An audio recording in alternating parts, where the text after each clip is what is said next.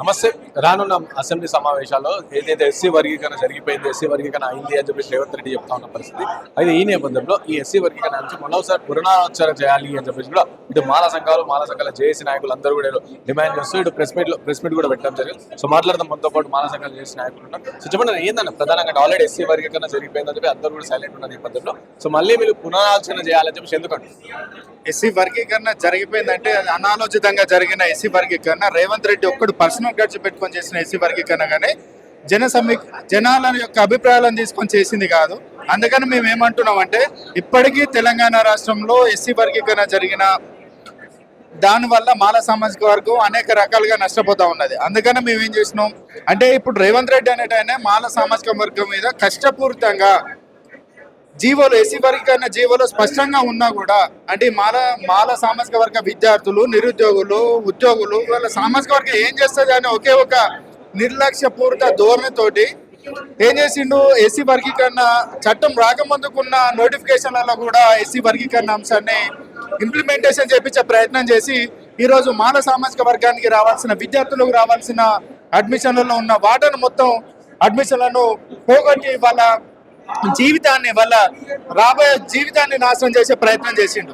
ఖచ్చితంగా నాశనం అయింది. అందుకని మేమేమంటున్నాం అంటే కాంగ్రెస్ పార్టీలో ఉన్న మాల సామాజిక వర్గం ప్రతినిధులు కానీ మీ వివిధ పార్టీలలో ఉన్న మాల సామాజిక ప్రజాప్రతినిధులు ఖచ్చితంగా మీరు ఈరోజు అంటే రేవంత్ రెడ్డి సర్కార్ అనేది అంత కక్షపూరితంగా నా ప్రభుత్వాన్ని ఏం చేస్తారు, నన్నేం చేస్తారు, మాల సామాజిక వర్గాన్ని ఏం చేస్తారు అని ఒక చట్టాన్ని అంటే ఆయన సుప్రీంకోర్టు గైడ్ లైన్స్ కూడా వ్యతిరేకించిండు, తుంగలో దొక్కిండు.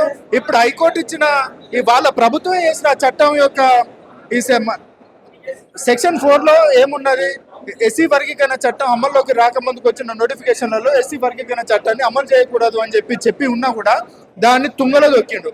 అంటే నా ఇష్టపూర్తిగా నేను చేస్తా, మాల సామాజిక వర్గం ఏం చేస్తారు, వాళ్ళ ప్రజాప్రతినిధులు ఏం చేస్తారు అనే ఒక నిర్లక్ష్య ధోరణితో ఉన్నారు. కాబట్టి రేపు రాబోయే అసెంబ్లీ సమావేశాలలో ఖచ్చితంగా మాల సామాజిక వర్గం ఏ పార్టీలలో ఉండని మాల సామాజిక వర్గానికి చెందిన ప్రజాప్రతినిధులు అందరూ ఏకమై ఎస్సీ వర్గీకరణ అంశం పైన రేవంత్ రెడ్డి సర్కార్ని నిలదీయాల్సిన అవసరం ఉన్నది. ఈవెన్ కాంగ్రెస్ పార్టీలో ఉన్న ఎస్సీ మాల సామాజిక వర్గానికి చెందిన మంత్రులు, ఎమ్మెల్యేలు, ఎంపీలు కూడా ఈ రోజు రేవంత్ రెడ్డి సర్కార్ తోటి కేబినెట్ మీటింగ్ పెట్టించుకొని ఎస్సీ వర్గీకరణ అంశాన్ని రేపు అసెంబ్లీ సమావేశాల్లో పెట్టించాల్సిన బాధ్యత మీపై ఉన్నది. ఎస్సీ సామాజిక వర్గానికి సంబంధించిన విద్యార్థులు, నిరుద్యోగులు, ఉద్యోగులు రోస్టర్ ప్లాన్లలో జరిగిన నష్టం పైన కూడా మీరు స్పందించాల్సిన అవసరం మీ మీద ఉన్నది. సిగ్గు లేకుండా రేవంత్ రెడ్డి సర్కార్ అంత ధైర్యంగా మాల సామాజిక వర్గాన్ని దోకా చేస్తుంటే చట్ట ఉల్లంఘన చేస్తా ఉన్నాడు. ఆయన కూడా మీరు ఎందుకు మాట్లాడలేకపోతున్నారని చెప్పి మీ మాల సామాజిక వర్గ ప్రజాప్రతినిధులను, అన్ని పార్టీలలో ఉన్న మాల సామాజిక ప్రజాప్రతినిధులను ప్రశ్నిస్తా ఉన్నాం.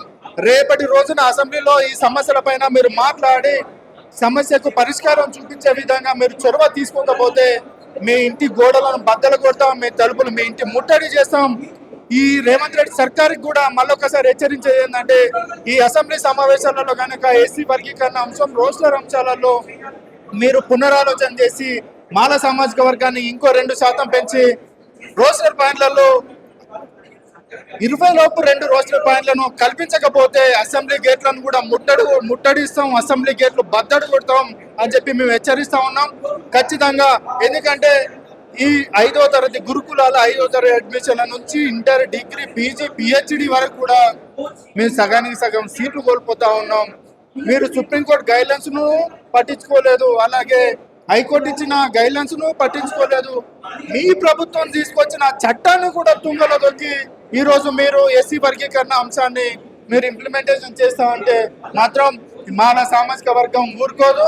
మాల సామాజిక వర్గంగా విద్యార్థులుగా, నిరుద్యోగులుగా, యువకులుగా, మాల సామాజిక వర్గంగా మీ కాంగ్రెస్ ప్రభుత్వం యొక్క పతనానికి మేము నాంది పలుకుతామని చెప్పి ఈ వేదికగా హెచ్చరిస్తా ఉన్నాం.